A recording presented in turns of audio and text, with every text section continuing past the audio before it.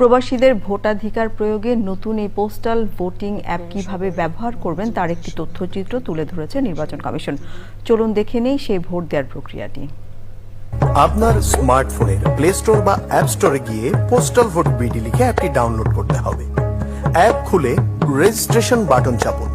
আপনি যে দেশে বর্তমানে অবস্থান করছেন তালিকা থেকে সেই দেশটি বেছে নিন। অবস্থানরত দেশে ব্যবহৃত নিজের মোবাইল নাম্বার উল্লেখ করতে হবে। নির্ধারিত জায়গায় নাম্বারটি টাইপ করুন।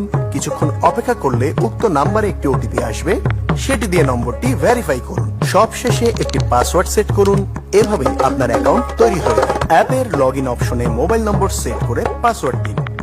এনআইডি কার্ডের সামনের অংশের পরিষ্কার ছবি তুলুন। পর্যাপ্ত আলো আছে এমন জায়গায় দাঁড়িয়ে মোবাইল অ্যাপের নির্দেশনা অনুযায়ী লাইভলিনেস চেক করে সেলফি তুলুন। মনে রাখতে হবে এ সময় মুখে মাস্ক, চোখে চশমা বা মাথায় টুপি রাখবেন না। পাসপোর্টের প্রয়োজনীয় তথ্য দিন। না থাকলে চেকবক্স টিক করুন।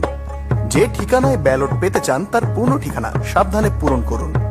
ভুল ঠিকানা দিলে ব্যালট হাতে পাবেন না।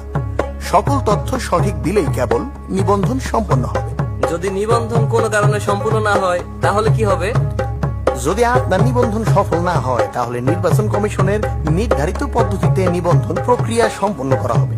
যদি কোনো প্রকার ত্রুটি কিংবা ভুল ইনফরমেশন পাওয়া যায় তাহলে নিবন্ধনটি বাতিল করা হবে।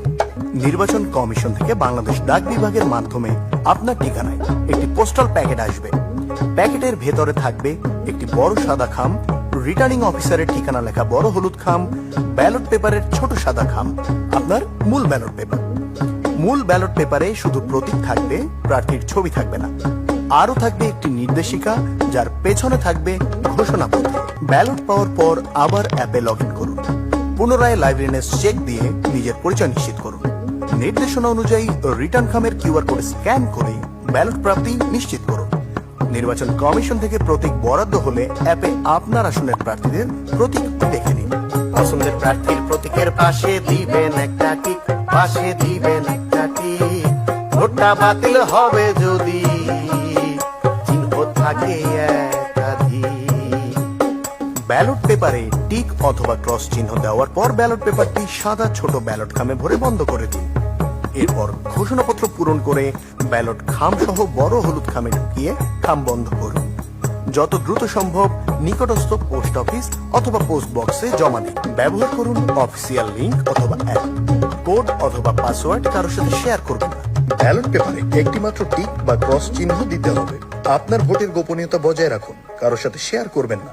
মনে রাখবেন, ভোটের গোপনীয়তা ভঙ্গে আইনানুগ ব্যবস্থা সহ এনআইডি ব্লক করা হতে পারে।